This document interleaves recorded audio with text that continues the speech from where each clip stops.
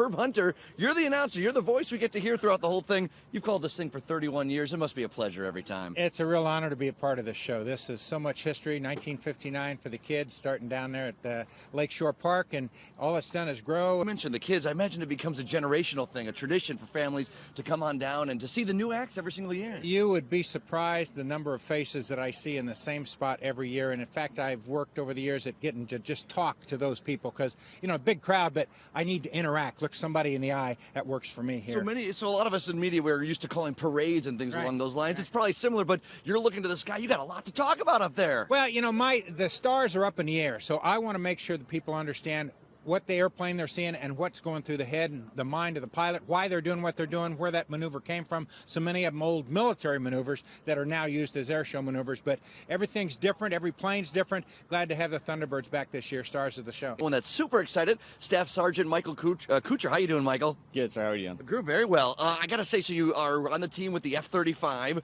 to be flying this weekend. Give us some specs on what the F-35 is all about. So the F-35 is a fifth-generation multi-role fighter. It produces 43,000 pounds of thrust. It can go Mach 1.6 or 1,200 miles an hour and can climb to a ceiling of 50,000 feet. That's incredible, the speed and the power in which it's got. And what's your role? What's your role on the team?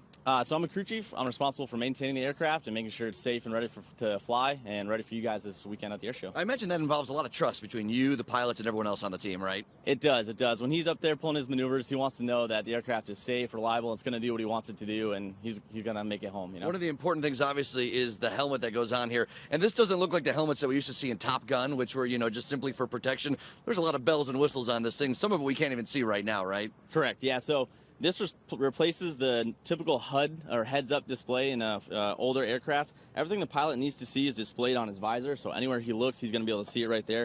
It actually has night vision built into it, as well as cameras and displays, and everything he needs as far as targeting and things like that are all displayed right here. So anywhere he looks, he can track targets, he can see through the aircraft, and it just makes his situational awareness much greater. That's what I was going to ask, because I imagine, obviously, it's not all about straight ahead. You got to be looking left, you got to be looking right, and it's a one-seater, right, the plane? It is, single seat, yep. All right, yeah, he's doing the technical walking through this. All right, what's the advantage of doing air shows? Like, what should we look forward to, and what's the importance for you guys to be out here and showing off what you guys do? Yeah, so for us, we love going around the country, showcasing the F-35, this awesome aircraft, inspiring some other people to kind of, you know, maybe think about a career in the military, in the United States Air Force, and come do what we do. So come check us out this weekend, come to the tent, see us. We'll show you this awesome helmet close up, and yeah, answer any questions you might have. The stars of the show tomorrow and Sunday, well, one of the stars of the show, are the Thunderbirds. And Captain Venturiti, explain your role as an executive officer of the Thunderbirds. Hi, yeah, sure. I'm the executive officer. So what that entails is I oversee our budget. I help manage the team. There's 130 personnel on the team, 28 different career fields. So I try to advise the boss on just the best option how to take care of the team. And so you're a captain, obviously, in the Air Force. We got Captain Kate here, though, because Kate's one of the hometown heroes. You're with the Special Olympics, one of the coaches, and they do these things every town they go to, the Thunderbirds. They have one hometown hero get to fly. So, Kate, yesterday was your big day. How was it? It was amazing. Hard to describe, but so much fun. Were you nervous or scared?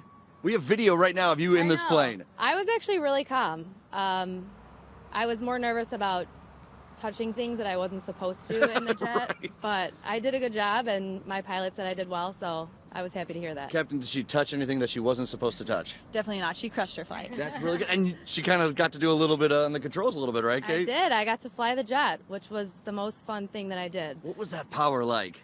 It's very sensitive. You have to be real careful, because once you nudge one thing the wrong way? A little bit, you're flipping over. So really quickly, you're a special coach for the Special Olympics. You guys have had a huge year. What a wonderful organization, and you guys have been able to give back to so many people.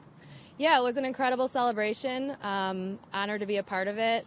My uncle was an original athlete from the 1968 games, so this meant a lot to me to be a part of this. That's really good. You truly are a hometown hero. And Captain, what can we expect to see in the show tomorrow and on Sunday?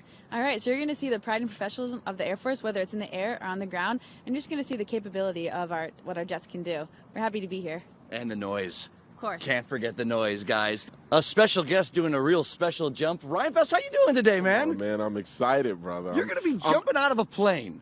Yeah. Why?